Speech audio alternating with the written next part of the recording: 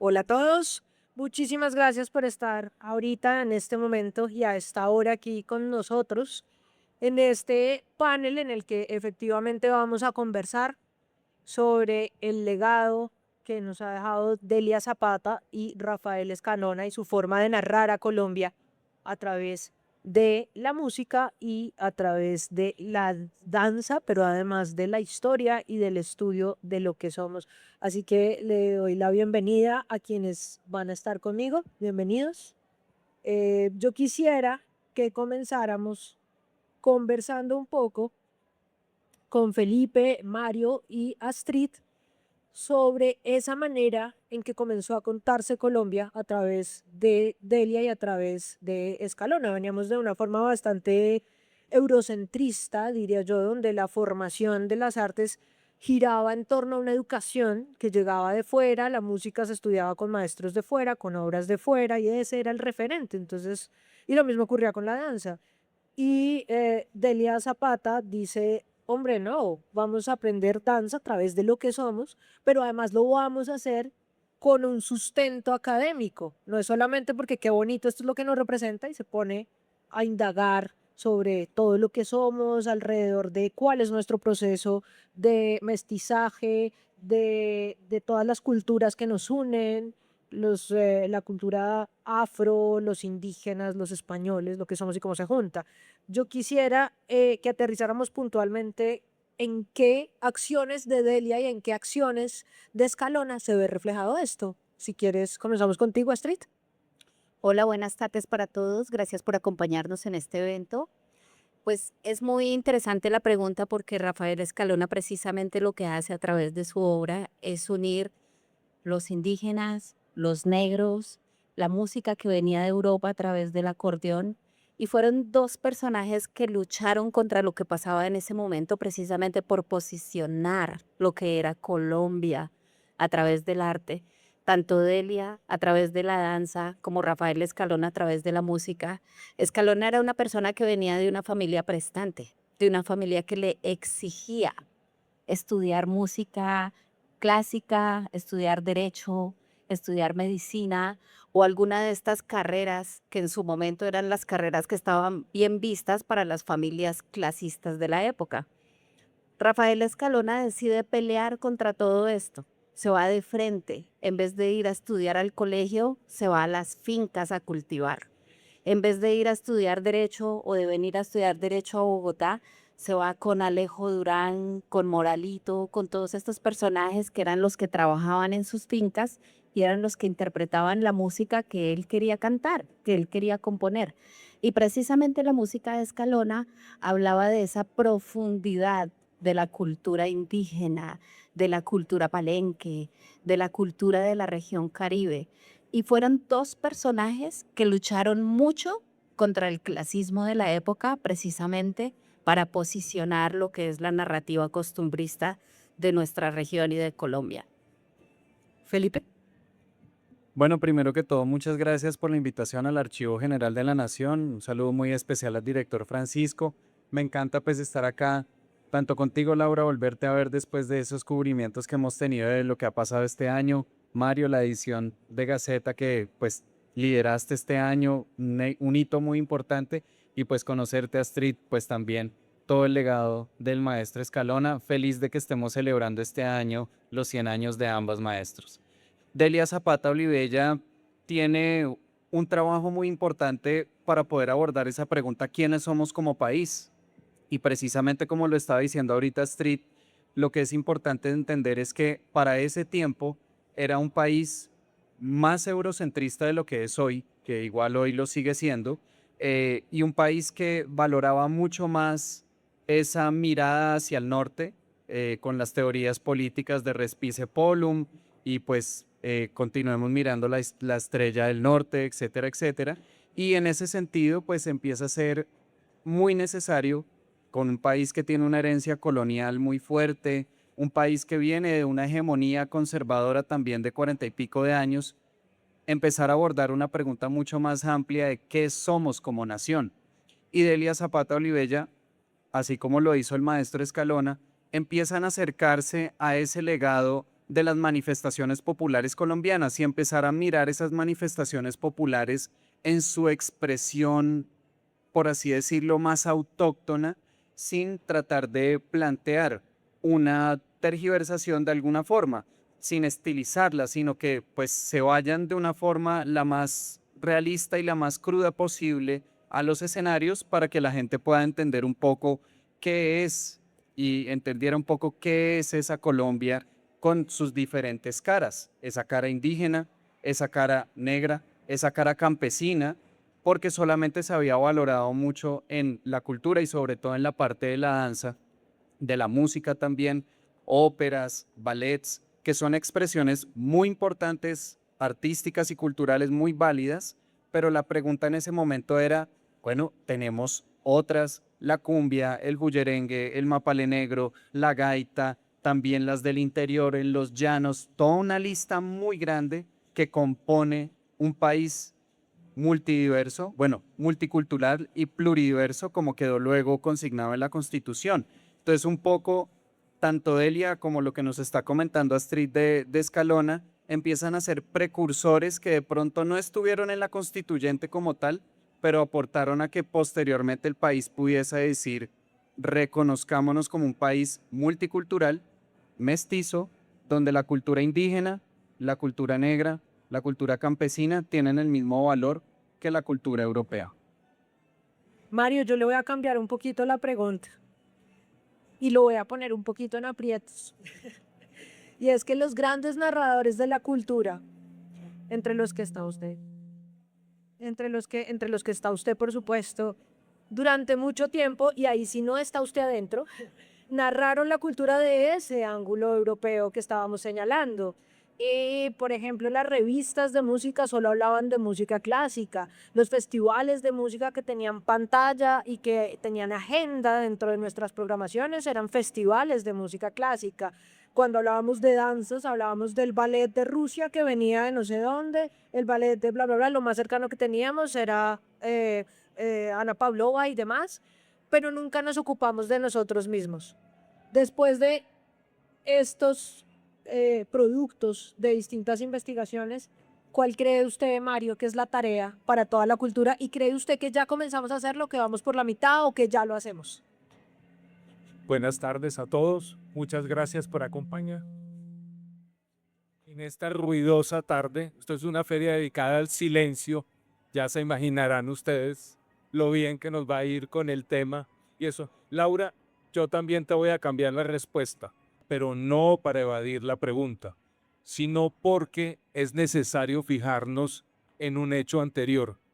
Mire, yo no sé si alguno de ustedes ha hecho conciencia sobre la cantidad de centenarios o de hitos que se están celebrando en estos últimos 6 meses. Entonces, está por supuesto el centenario de Delia Zapata, el centenario de Rafael que nos está convocando acá, pero también está el de Cepeda Zamudio. Se están cumpliendo los 100 años del gran libro de poesía de vanguardia en Colombia, que fue Suenan Timbres. Se están cumpliendo los 100 años de la Marquesa de Yolombó de Tomás Carrasquilla. En los 2, 3 años previos se han celebrado los 100 años de Luis Tejada, los de los hermanos de Delia. Entonces fíjense que eso indica cronológicamente algo muy claro en la historia de Colombia. Las personas que nacieron en los años 20 son quienes crearon eso que llamamos modernidad en Colombia.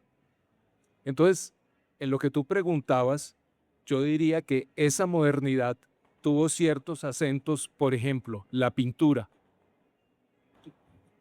Alejandro Obregón es del 23, Grau creo que es del, bueno, 24 creo. Entonces, ahí vimos el primer atisbo de modernidad.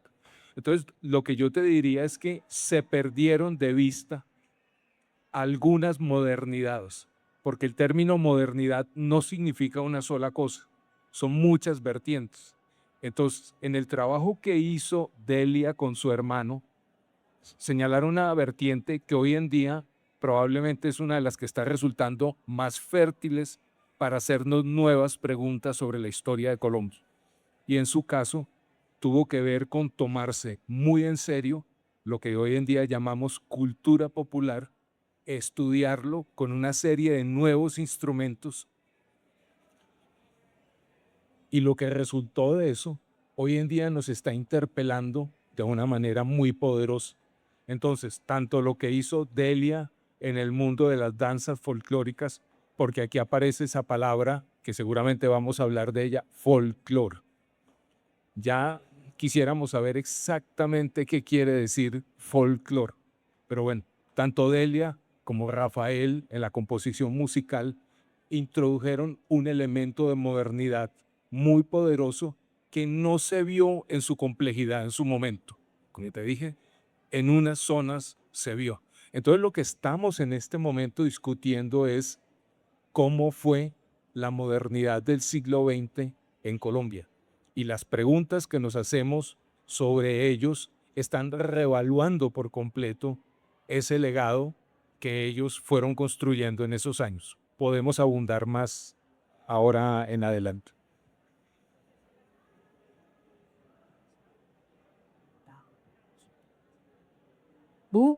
Perdón. ¿Por qué será que usualmente cultura popular y academia van por caminos opuestos? Porque cuando uno quiere, bueno, hasta hace muy poco, hasta hace como 7 años, uno no podía tener un título profesional como tiplista, por ejemplo, o como bailarín folclórico, o como músico de jazz, porque la academia siempre era una sola.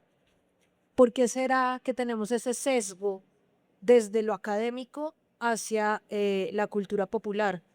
Y pregunta subordinada a esa, ¿cómo hizo Delia? Porque Delia creó una academia, y cómo hizo Escalona, que también tiene una academia, para saltarse como ese prejuicio y lograr construir a través de eso. Bueno, la pregunta que haces es muy importante porque digamos que desde alguna perspectiva, cuando nosotros tenemos ese diálogo desde la academia para analizar el mundo, pues en esa misma época de la que estábamos hablando y que Mario empezaba a reflexionar ahorita, de esos años 20 y lo que empieza a venir luego, pues digamos que la academia todavía está en un punto muy cerrado. Por ejemplo, la antropología, pues desde una perspectiva mucho más como de conocer para dogmatizar de alguna forma en el camino, pues eurocéntrico, etcétera, etcétera, para poder pues como algunas herencias que vienen un poco de la colonia, ¿no? Y de alguna forma, mucho del debate del conocimiento de épocas anteriores y pues piensen en los museos de 1800, etcétera, etcétera. Cuando se crean esos museos se crean no para el conocimiento per se, sino que son museos que se crean para mostrar el poder de yo llegué a esta isla y la domino y les traigo a mostrarles a ustedes todo esto. Entonces, viniendo un poco desde esa perspectiva de lo que venía siendo también el conocimiento y el conocimiento muy cercano al poder, nos contaba mucho un maestro, anécdota en la universidad. ¿Ustedes creen que Darwin un día se despertó y dijo, ay, me voy a descubrir el mundo? Y se montó en un barco, amigos, y vamos a descubrir el mundo. Pues no, Darwin hizo parte, él iba en un barco militar también, y pues hacía parte de una expedición que te servía a unos propósitos imperiales. Entonces, venimos un poco de ese legado, pero hay una apertura en Colombia en los 30, en los 40, para empezar a buscar tener un conocimiento mucho más profundo de lo que precisamente es el país. De alguna forma, se habla mucho de Delia con su ballet, ¿cierto?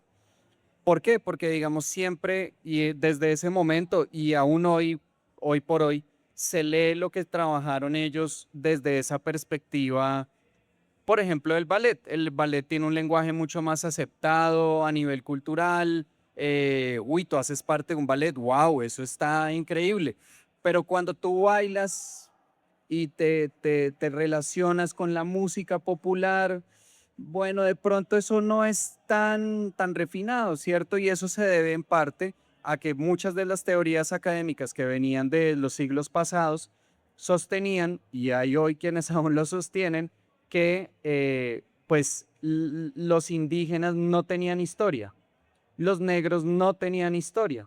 y pues había que darles un poco esa historia y pues para qué investigarlo si no la tenían, ¿no? Entonces, cuando Delia empieza a hacer esa tarea de hacer esa investigación, Delia siendo muy amiga, y me encanta Mario cuando lo menciona como esos personajes de los 20, ella siendo muy amiga de Alejandro Obregón, siendo muy amiga de Enrique Grau, etcétera, etcétera, se empieza a acercar a esas culturas populares y empieza a decir, miren que detrás de esto hay, y ella por eso habla de la estampa tradicional, hay todo un complejo de conocimientos en la danza, en la música, en la expresión teatral, en las artesanías, en las festividades, en las creencias a las que responden esas manifestaciones, en los cantos, ritos, mitos, leyendas, etcétera, etcétera, que hacen posible que existan esas danzas, porque esas danzas sirven a un propósito, están dando una comunicación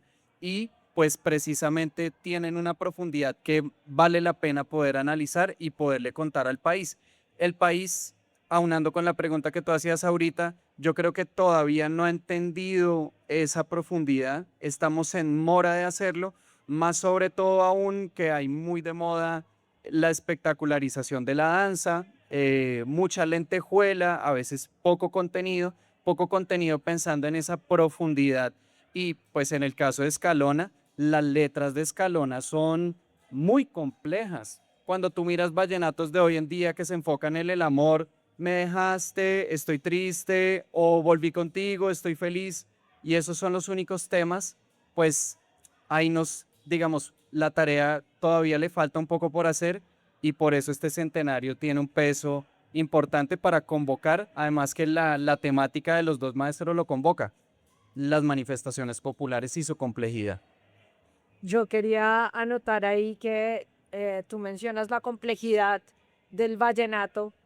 Pues primero es que ahora solo hay puya vallenata, ¿no? De los 4 géneros del vallenato, de los 4 ritmos, solamente todo el mundo hace puya. Y segundo, esa costumbre tan bonita de escribir en décimas, que yo diría que es casi como nuestra versión del soneto, que tiene unas rimas puntuales, unos temas puntuales, pues lo dejamos a un lado y comenzamos a rimar con la misma sílaba todo, ¿no? Tú me rompiste el corazón, son. Listo, ya, salvé 4 rimas. ¿O no? Así es. Eh, la verdad es que Escalona siempre luchó contra el tema de la academia. O sea, es tan fuerte el tema que cuando él ni siquiera terminó el bachillerato, pero tú vas a la Casa Museo Rafael Escalona en Bogotá y encuentras una pared llena de honoris causa a Rafael Escalona por periodista, por relacionista público, por administrador de empresas. Muchos colegios le dieron el honoris causa por, por bachiller, pero precisamente es porque él siempre luchó porque la academia no vinculaba nuestras raíces a lo que era enseñarle a las nuevas generaciones. Y eso es algo que la Fundación Rafael Escalona trabaja muy fuerte. Para nosotros el tema de la academia es lo principal para poder generar esta transferencia generacional.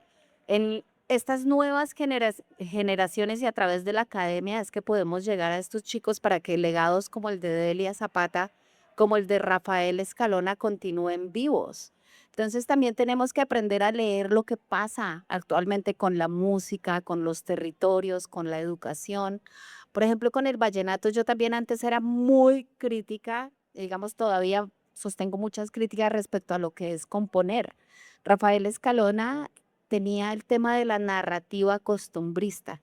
Cada canción que tú escuchas de Rafael Escalona es una historia real, es un momento real, es un personaje que existió, es un lugar que existió.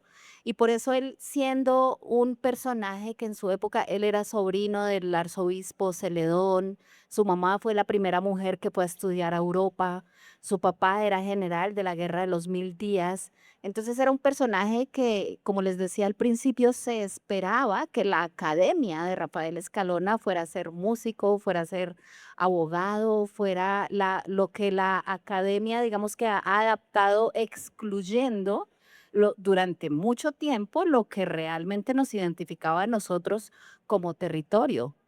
Y ahí es donde Rafael Escalona Ya cuando era muy grande, cuando él ya tenía 83 años, él dice, no, yo necesito crear mi propia fundación, porque yo quiero que mi fundación siga con esta cultura y con esta pelea, digamos, de cierta manera, de poder generar estos diálogos en la academia. Tanto así que empezamos a trabajar la ley Escalona. La ley Escalona hoy en día es una realidad, pero fue una lucha de muchos años, precisamente frente al Ministerio de Cultura, porque hay un artículo de la ley Escalona y del Ministerio de Educación, perdón, hay un artículo de la ley Escalona que insta a las escuelas y colegios a recuperar toda esta música, y no solo la música, sino la danza y todas nuestras tradiciones culturales.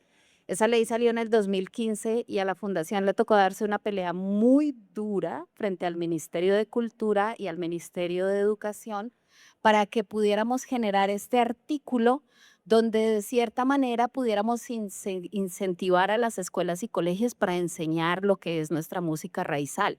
Hace poco salió una ley del Ministerio de Cultura, la verdad que me parece súper interesante el tema de las escuelas de paz, donde están buscando recuperar toda esta música y toda esta cultura y llevarla a los diálogos y a la academia, porque o sea, hoy en día uno ya no puede pelear contra el reguetón y contra estas nuevas músicas modernas porque es la música que escuchan las nuevas generaciones de acuerdo a lo que está pasando hoy en día en el mundo. Pero no quiere decir que tengamos que dejar de un lado lo que nos hace diferentes y lo que generalmente, si tú hablas, por ejemplo, con un J Balvin, él te va a decir que su inspiración mayor fue la música vallenata. J Balvin empezó en los colegios vendiendo CDs a 2000 y comparando su música y sus composiciones de cierta manera con la narrativa que tenía Rafael Escalona y aquellos juglares de la época. A veces llegar como a hacer una línea frente a esos dos géneros, que es el vallenato clásico y el reggaetón de hoy en día, puede ser un poco complejo, pero para poder preservar estos grandes legados también tenemos que entender, no solamente quedarnos como con el discurso y el diálogo de lo que debió haber sido, sino por poder buscar estas maneras de llegar a través de la academia, como lo hacemos nosotros, por ejemplo, con el Liceo Celedón o con estos grandes colegios donde estudió Rafael Escalona, que es precisamente conectar el legado con lo que pasa en los territorios y generar estos nuevos diálogos que permitan que estos grandes legados se preserven. Y es que hay algo muy interesante ahí cuando tú mencionabas la relevancia y la influencia del vallenato en otras artes, en otros artistas, y es que resuena además con el eslogan de esta edición de la Feria del Libro, que es escribir, leer y transmitir, pero además es escucharnos para leernos, y es la oralidad, ¿no? La oralidad que hay en el vallenato, en esa narrativa, en esa juglaría que contaba las historias de un pueblo y que llevaba una identidad de un lugar a otro, pues es lo que ahora muchas veces leemos y en un principio pues se cantaba. Yo quisiera que Mario nos ahonde un poco más alrededor de cómo la oralidad se ha convertido en literatura, en escritura, en texto y en academia a través de el trabajo de Escalona y de Elías Zapata. Bueno, voy a volver a eludir la pregunta para llegar al punto, pero mire, es muy fácil decir la academia era ciega, no vio muchísimas cosas, pero lo que pasa es que hay que situarse en el contexto. Los años 50 en Colombia era un país muy desmembrado, era un país de regiones, como se ha dicho. Entonces, el conocimiento de la cultura de lugares que estaban a 1000 kilómetros de Bogotá era sumamente limitado. La industria discográfica, la radio, digamos, estaban empezando a afianzarse, pero las cosas no tenían el conocimiento ni de lejos que tenemos hoy en día. Entonces, en muchos casos, no es que la academia no quisiera incorporar cosas, sino que simplemente las desconocían por completo. Delia, sus hermanos fueron pioneros en eso. Rafael de otra manera. Pero miren, simplemente recuerden el vallenato cómo empezó. En Bogotá el vallenato se popularizó a través de Julio Rojas, que era un tipo aquí de la sabana, se fascinó con esa música y empezó a tocar esa música y a ganar una audiencia poderosa. Andando el tiempo, se fue con el dinero que ganó, se fue a Santa Marta. Y en el primer día, porque él quería conocer el mar, él cantaba de palmeras, él nunca en su vida había visto una palmera. Y hablaba sobre el mar y tampoco había visto el mar. Entonces se va a Santa Marta y el primer día que llega a la playa se ahoga en Taganga. Todos los músicos costeños dicen, reflexionando sobre eso, que eso es lo que le pasa a los cachacos cuando se ponen a tocar música costeña. Podemos decir que es así, podemos ponerlo en duda, pero la cuestión es que a medida que se fue conociendo mejor la música que se hacía sobre todo en los litorales, de inmediato hubo gente en la academia que se interesó en esa música. Bueno, una de las pruebas irrefutables al respecto es que Delia, en una fecha muy temprana, ya empezó a ser profesora de la Universidad Nacional. Y ahí las danzas, el folclore, se convirtieron en un objeto de estudio, porque es que no podemos ignorar que eso que se llama el folclore, ya Abadía, Guillermo Abadía, venía estudiándolo muchos años antes de Delia. De modo que los asuntos siempre son un poco como más complejos. Pero luego hay otra cosa que tiene que ver con lo que tú decías, Astrid, es que la mayoría de los artistas costeños de esta época eran anticachacos profesionales. Y eso lo vemos en, por ejemplo, Cepeda Zamudio. Se enorgullecían de eso, se burlaban de los cachacos, ponían en solfa la solemnidad de la gente de los Andes. Entonces era inevitable que hubieran ciertos prejuicios, ciertos sesgos que a medida que la gente se fue conociendo, pues fueron diluyéndose. Pero, y luego está otra cosa, mire, hasta no hace mucho, ustedes se acuerdan, en los LPs venía por detrás, decía, el disco es cultura, porque se asumía que la música culta, la música clásica, era digamos, el género por excelencia que podía estudiarse en las universidades. Pero ya la Radio Nacional, desde fechas muy tempranas, de manera, digamos, selecta, iba incorporando eso que se llamaba música popular en ese momento y que es un rango muy, muy amplio, porque ahí están las diferentes músicas del Caribe bailables, está el bolero y luego sí está algo en lo que es verdad. El cuerpo como objeto de estudio está ardido en Colombia. Y por esa razón las danzas ganaron legitimidad, yo diría que con bastante lentitud. Y eso es bien curioso porque esto es un país bailador por excelencia. O sea, al menos en mi generación, no sé cómo sea para la gente menor, pero yo crecí en un mundo en que si uno no bailaba, no se reproducía. Así de sencillo. Era como una ley darwinista de la vida. Y eso tardó en llegar a la academia. Hoy en día está plenamente asimilado, no solo en la academia, sino en algo muy particular que quizás hizo las academias de baile. Hay por todas partes. Y además recuerden una cosa, esto lo cuenta García Márquez en el prólogo de un libro, en una biografía de Hemingway, que a las mujeres que bailaban por dinero en los bares las llamaban las académicas. Entonces es una historia muy interesante que no es tan limpia como parecería a primera vista. Ha habido atracciones y ha habido rechazos. Gracias, Mario. Pues no sé, yo a veces pienso también, usted me dirá si estoy demasiado equivocada, pero este asunto de no ver, o sea, usted dice ellos no querían, no es que no lo quisieran dejar entrar, es que no lo conocían. Me parece que el solo hecho de desconocerlo también hace parte de un sesgo que existía desde el privilegio en el que estaban montadas las culturas en ese momento, ¿no? O sea, la misma Delia en sus estudios siempre dice como habían unas razas que habían sido esclavizadas, había gente que era explotada por los demás y desde luego que funcionaba muy en un sistema jerárquico. Entonces, los intereses de mis esclavos, de mis obreros, del que me trabaja el feudo, pues son menores a los míos y los míos están conectados con la Academia Europea, que era la que usted dice, pues no conocía el resto porque es que no me interesa, no lo veo como un igual. Insisto, el asunto es más complejo, más matizado.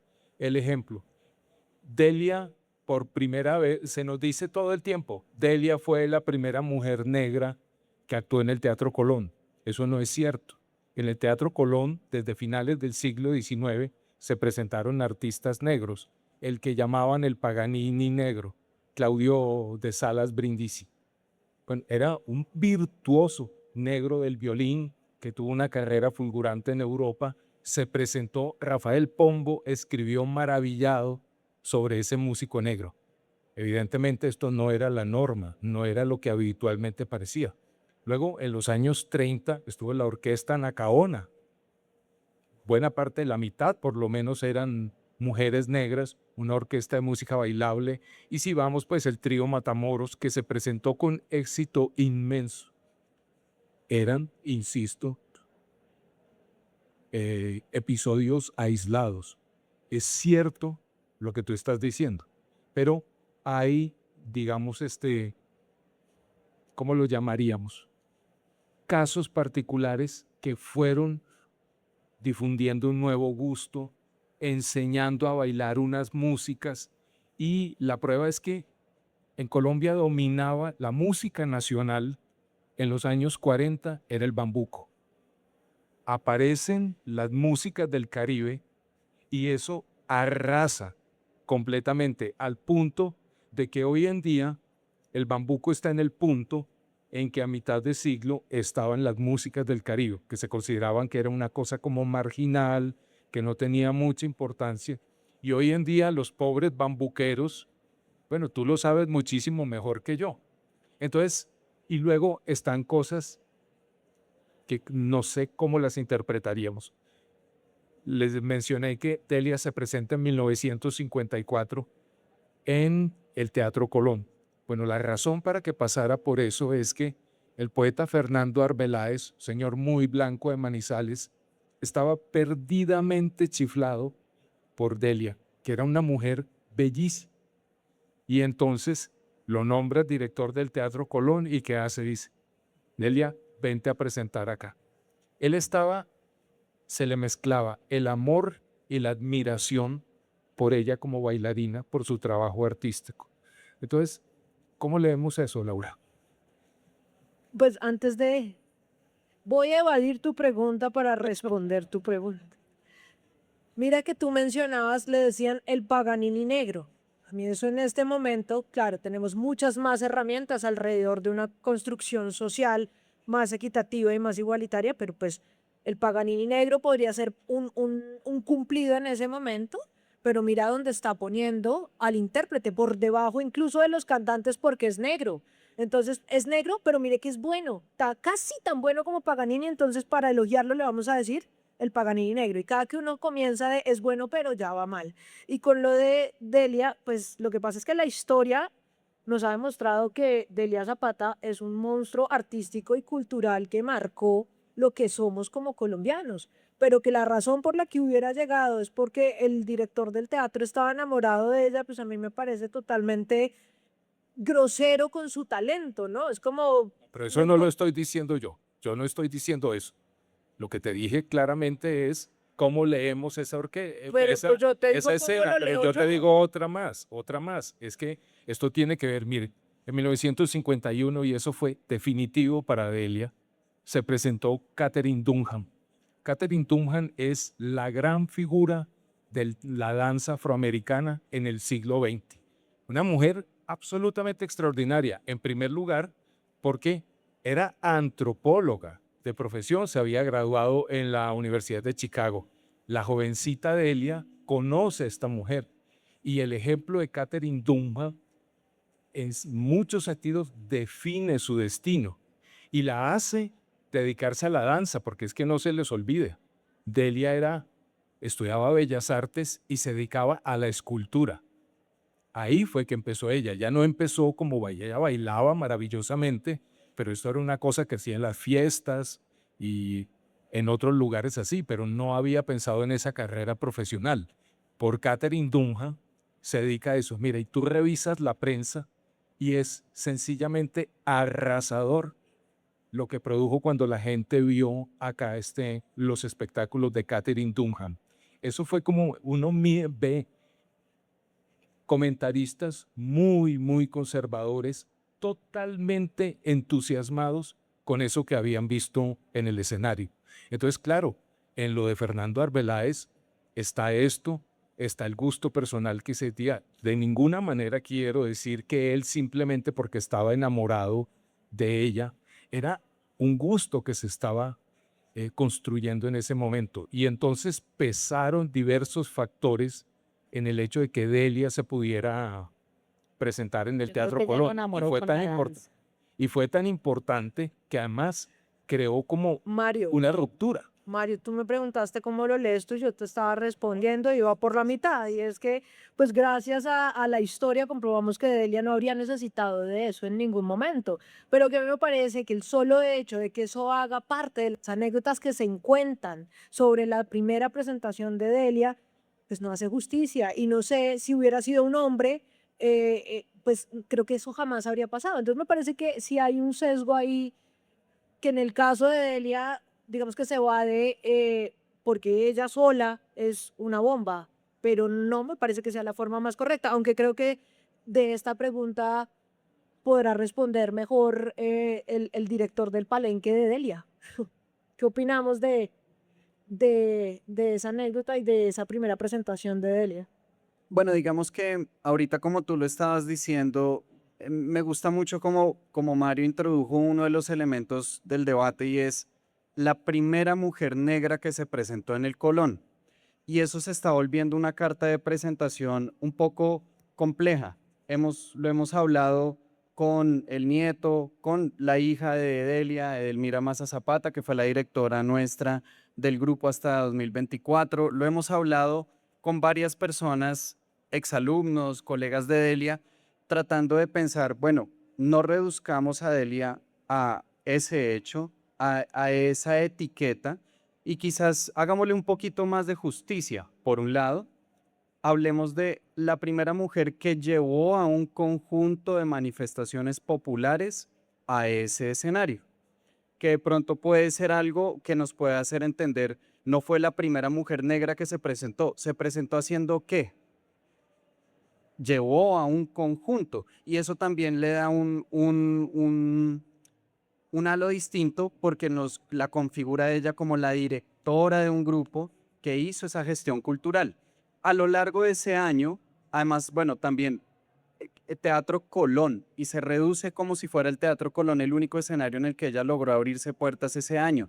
Pero en el 54 ella hizo una gira nacional grandísima, se presentó en muchos teatros como lo documenta la prensa, que donde antes tampoco se habían presentado tradiciones populares colombianas y mucho menos por un cuerpo de danzantes y musicantes que venían de los territorios, de Palenque de San Basilio, de Malagana, de San Jacinto, con una herencia indígena y africana muy fuerte, porque ahí también está el otro segundo punto y es el tema de Delia es afro.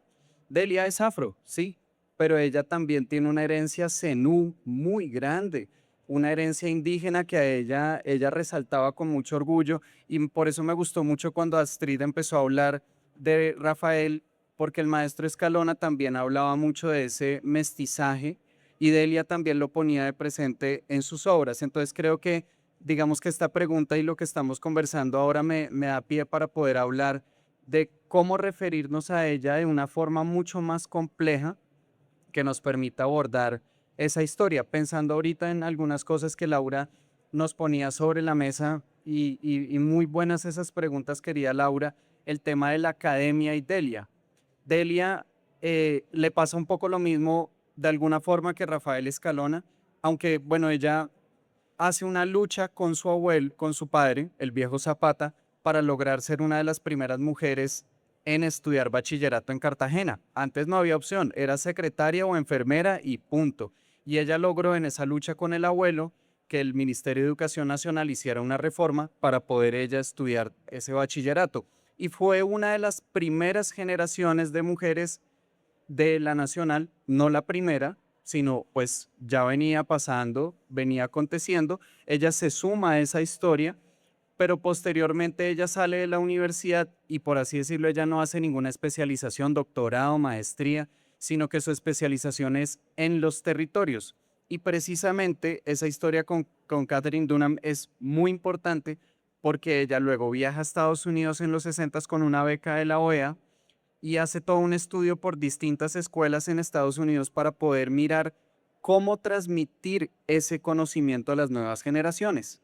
Y es la razón por la que yo estoy aquí hoy parado, y es porque Delia empezó a sistematizar una forma de enseñar esas danzas y la dejó sembrada en la Universidad Nacional de Colombia, en la Antonio Nariño, en el Externado, en el SENA y en su propia escuela y grupo, que hoy se llama El Palenque de Delia, que nos transmitió, pues yo no conocía a Delia personalmente, a mí me lo transmitió su hija Edelmira, pero ese es un poco el sentido. Y Edelmira a nosotros también nos decía, el día en el que yo no esté, ustedes tienen que continuar, porque esto hace parte de un tejido de muchas personas que dieron su vida a lo largo de muchos momentos en la historia para que las tradiciones populares colombianas pudiesen seguir entre nosotros en medio de pues la opresión de la esclavitud y demás contextos de esa época. Astrid. Bueno, a mí la verdad me parece fascinante estudiar la vida de Delia Zapata. Hay algo muy bello que une o una particularidad muy bella entre Delia Zapata y Rafael Escalona, y es que ellos lucharon, digamos, contra ese tipo de educación clasista y decidieron irse por los pueblos, así como Delia decidió irse pueblo por pueblo e internarse junto con su hermano, que era el que le alcahueteaba, digamos que él siempre le decía, bueno, nos vamos juntos de la mano, y fue una hermandad que generó unos frutos maravillosos para la cultura en Colombia. Igual lo hizo Rafael Escalona y Gabriel García Márquez. Cuando Rafael Escalona y Gabo se conocieron, Gabo vendía enciclopedias y Escalona pues ya lo conocían en el territorio por sus parrandas. Entonces donde llegaba Escalona, reunía gente debajo de un palo de mango, alrededor de las composiciones, de la música. Y entonces cuando la parranda estaba buenísima, Escalona la paraba y decía, hasta que no le compren libros a Gabo, la parranda no continúa. Y de ahí salen muchas historias de 100 años de soledad. Es parte del realismo mágico de estos personajes. Y aquí conectando tanto a Delia como Rafael Escalona, fueron personajes que decidieron contar la profundidad de sus territorios. Eran personajes que, porque Delia también venía de una familia europea, también tenía sus raíces europeas, también era una persona pues que tenía una cultura mucho más avanzada, digamos, en ese momento, pero fueron personajes que decidieron luchar por la profundidad de la cultura de sus territorios. Y fue lo que expresaron tanto Delia a través de la danza como Escalona a través de la música, que es otra cosa que yo los invito a profundizar en el universo Escalona, porque él no solamente fue compositor, él también fue escritor, diseñador. Parte de todas las ilustraciones que hemos visto en la pantalla hacen parte de ese gran legado del maestro Rafael Escalona, que yo los invito a conocer en la Casa Museo Rafael Escalona en Bogotá, porque él vivió en Bogotá más de 30 años. Y ahí es otra particularidad que une esos dos grandes legados. Fueron dos personajes que llegaron a Bogotá con una carga cultural maravillosa desde el Caribe, y desde Bogotá hicieron que toda esta cultura se diera a conocer y evolucionara de una forma mucho más profunda a través de la academia, a través del arte, de sus relaciones públicas, sociales. Entonces, de verdad que este año 2026, que ha sido declarado el año de Delia Zapata y Rafael Escalona, yo los invito a todos a que conozcamos más a profundo, más a profundidad todo lo que nos han dejado estos dos personajes que dejaron su casa en la Candelaria. El maestro Escalona dejó su casa en Usaquén. Casa Los en el invito aire. a regar la voz para que estas grandes narrativas y estos grandes legados no solamente se queden con nosotros, sino que puedan trascender también a las nuevas generaciones. Totalmente de acuerdo, Astrid. La invitación también es a que lean los textos que salen más allá de la música, porque no hubo academia de universidad, pero la academia no solo está en las universidades y en las instituciones, también está en el pensamiento y en la escritura. Muchísimas gracias, Mario, Felipe, Astrid, a todos ustedes por habernos acompañado. Gracias. Los invito a seguirnos en nuestras redes. La Casa Delia, la Casa Escalona, Ruta Escalona, para que sigan pendientes de todos los eventos que va a haber en el centenario de estos dos grandes personajes. Gracias.